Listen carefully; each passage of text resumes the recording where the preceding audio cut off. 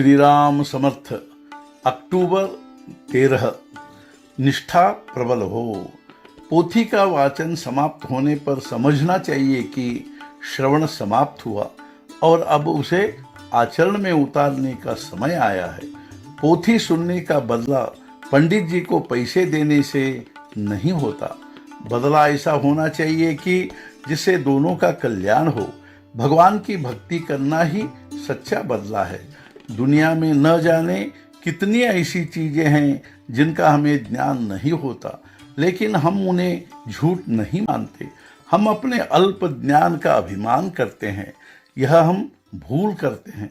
भगवान ने हमें ज्ञान दिया और हम उसका अभिमान करने लगे तो यह वैसा ही हुआ कि हाथ में तलवार दी गई तो उससे शत्रु का सिर काटने के बदले हमने अपनी ही गर्दन काट ली।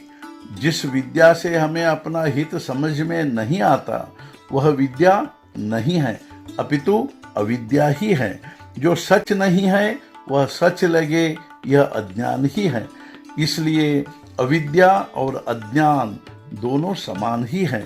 परमात्मा के स्वरूप में हम जो शंका करते हैं यह हमारा अज्ञान ही है। भगवान हमें और हमारे कार्यों को देखते हैं, इसका भान होना ही ज्ञान है।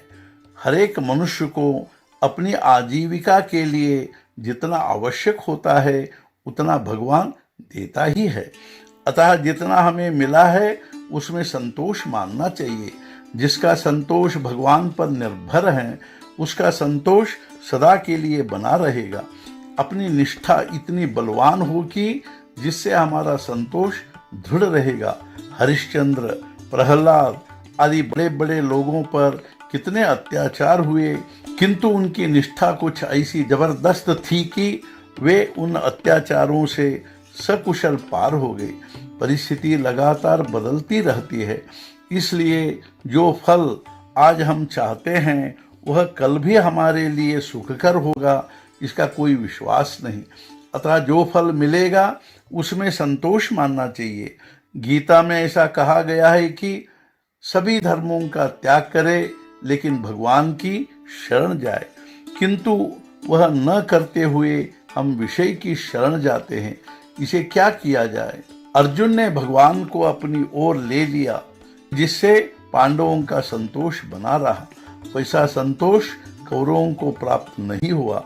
पांडवों ने देह से वनवास भोगा लेकिन मन में भगवान का भजन चल रहा था, अतः वनवास में भी संतोष टिका रहा। भगवान की इच्छा से सब होता है और वही सभी बातों का करता है। ऐसी भावना रखने जैसा कोई दूसरा संतोष नहीं है। आनंद कृति करने में है, फल की आशा में नहीं है। नामस्मरण करना कृति ही है। वह कृति करने पर हमें शाश्वत आनंद और संतोष मिलेगा ही। जो होता है वह भगवान की इच्छा से होता है। ऐसी सच्ची भावना जो साल भर बनाए रखे उसे संतोष क्या है यह निश्चय ही ज्ञात होगा। आज के मुख्य विचार। नामस्मरण करते समय भगवान से कहे, गृहस्थी का मुझे कुछ भी मत दे, लेकिन मुझे तुम्हारा प्रेम प्राप्त हो। सद्गुरुनाथ महाराज की जय। जय जय रघुवीर समर्थ।